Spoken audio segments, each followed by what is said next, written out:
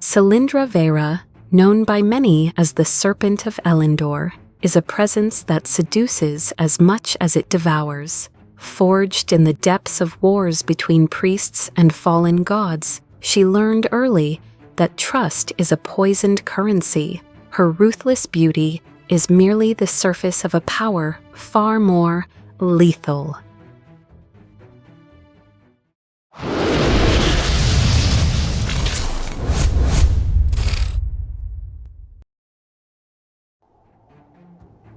The beautiful sorceress Selindra was born among ashes, in a time when priests waged war for power and gods staggered toward decay.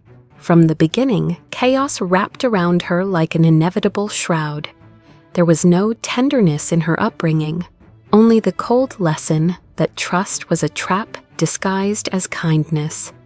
Amid the ruins of temples, she watched men kneel before broken idols, begging salvation from divinities that had long abandoned the world.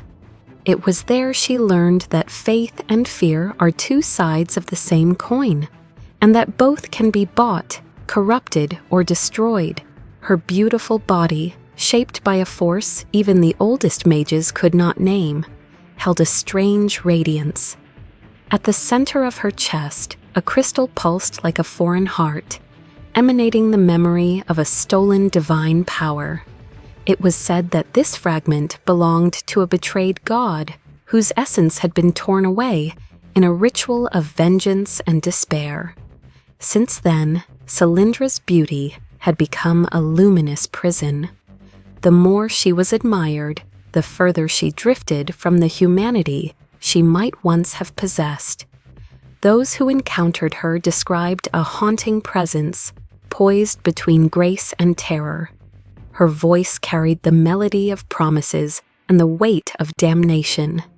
Every seductive glance seemed to uncover secrets others feared to confess, even to themselves. She needed no blade, for her very existence was a silent weapon, woven from enchantment and venom. In the abysses where gods had fallen, Selindra learned to survive by absorbing what remained of their glory, feeding on the power they left behind. Thus was born the Serpent of Elyndor, a woman who did not worship gods but devoured them, transforming her own suffering into a source of eternal power. It was among the living that she learned her most dangerous art, the art of manipulating hearts. From an early age, she discovered that desire is a chain, stronger than any prison, and that the ambition of men always seeks a light to follow, even if that light leads to ruin. Her gestures were measured, her words chosen with the precision of one who knows the fragility of human will. A single glance was enough to awaken dreams of glory, fevered passions, and loyalties doomed from the moment they were born. She offered power to those who coveted it, comfort to those who suffered, and love to those who would never truly have it. Each offer was an invisible web, and every thread led back to the beautiful Selindra. Kings lost their kingdoms believing in her devotion. Generals abandoned armies just to see the reflection of her eyes one last time. She took nothing by force. She made others surrender everything willingly, wrapped in the illusion that they still held control.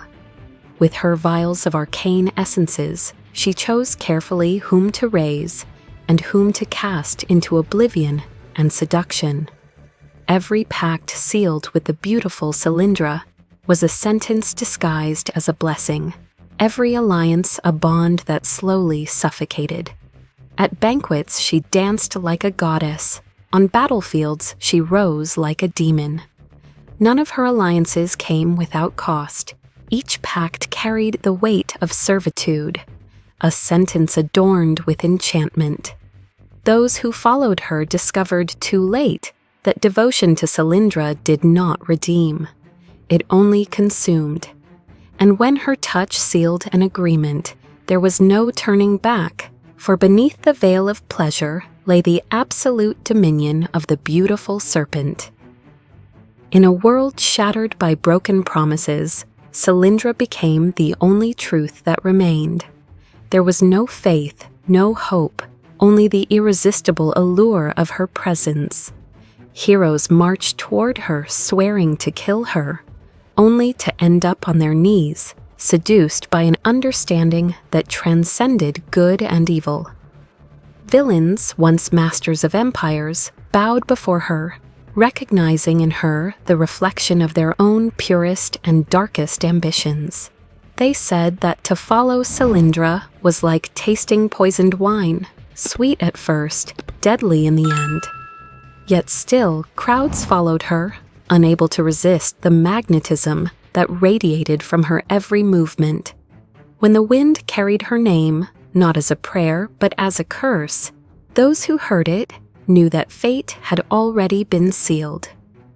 For wherever the beautiful Selindra passed, the will of the gods fell silent, and only the seductive temptation remained.